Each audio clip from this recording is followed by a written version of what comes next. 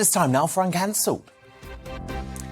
And this is where Britain's top commentators speak out on controversial issues without the fear of the cancel culture sweeping the rest of the media.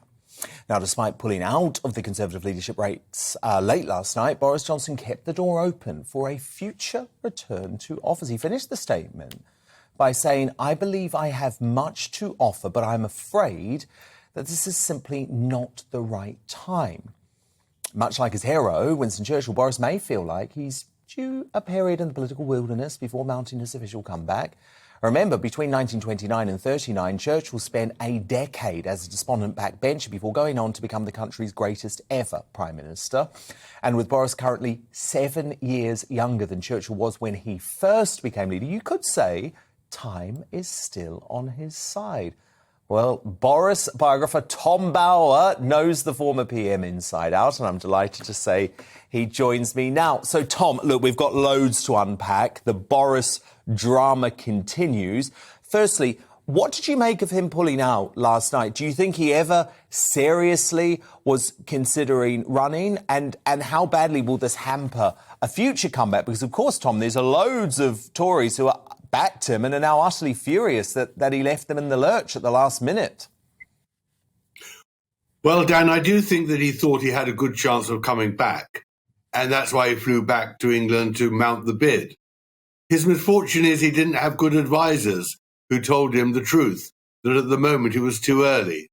And I'm afraid Carrie probably encouraged him to believe that he could make a comeback, and so he was somewhat unrealistic.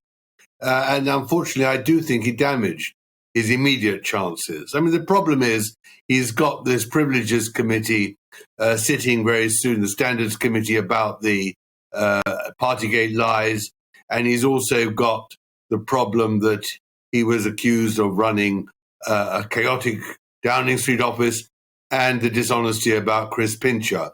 So he should have left a gap.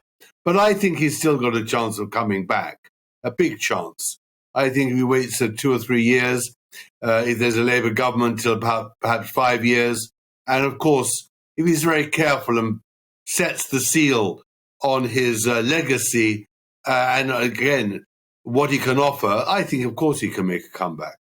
Because in reality, Tom, this probably came far earlier than Boris was hoping for, right? He needs to make a lot of money. I mean, you know a lot about his personal circumstances, and he was broke during his time in office.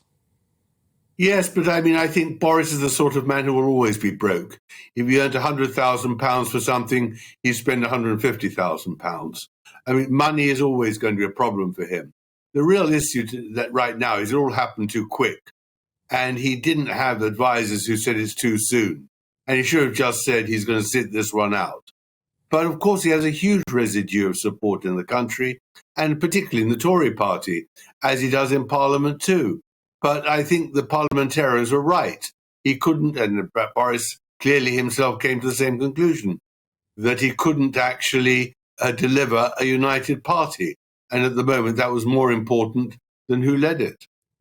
Yeah, the problem is, Tom, he's now revealed his hand very early, hasn't he? Because what he really needs is this Privileges Committee to go away or not turn into a big deal. I think now, Tom, the motivation from Harriet Harman and the Labour folk on that committee, and actually some of Boris's enemies in the Tory party, they're going to want to use that Privileges Committee now to rule out any chance of a Boris comeback in the future. I think it's a bit of a kangaroo court, but it could cause him damage. Well, of course it's a kangaroo court, but of course it's going to cause him damage, because the damage, in reality, Dan, we must accept, was caused by Boris by not telling the truth in the first place. He should have been far more careful. But I don't think this is terminal. I mean, he'll be reprimanded. He may get a sanction. But I do think that if he plays his cards properly, he can build a ground base and build a substantial support in the country for a comeback later in the decade. And he needs those years to rebuild himself and rebuild trust. Nothing wrong with that. So I don't think he's out at all. Are you surprised, Tom, that Carrie Johnson, who, as you point out, has been one of his key advisors, and I know you've been very critical of her motivations and some of her politics in the past. Are you surprised that she was prepared to return to Downing Street so quickly? Because, of course, there was a lot of pressure on her during that time. And you would imagine she was quite keen on this idea of them making a lot of money for their new life together outside of Downing Street. Well, I think money was very important for her, but I think power is more important.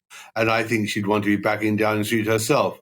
And I think that Carrie probably encouraged him. I'm sure she encouraged him to make the bid because she also is completely unrealistic about herself and about the damage that she has caused, and wanted to sort of get back in to prove that they were right all along. You see, the real problem is, Dan, that Boris did not, much to the disappointment of many of his supporters, grapple with some of the major issues facing the country, like illegal immigration, like getting the benefits of Brexit, like delivering on the health service. And he wasted so much time fighting either for survival or fighting for his own ridiculous ideas inherited from Carrie about the environment, that he really became, unfortunately, disjointed from the real purpose of the Boris Johnson government. And so I do think he needs to go away and think very carefully about his principles, about what is important. He had all that before he became Prime Minister, but unfortunately, as we know, he lost it after COVID and didn't refocus. And unfortunately, he didn't build enough support in the party and argued with Rishi. And he didn't realize that the poisonous influence of Dominic Cummings was going to actually unseat him. And that's a great shame because he had great promise.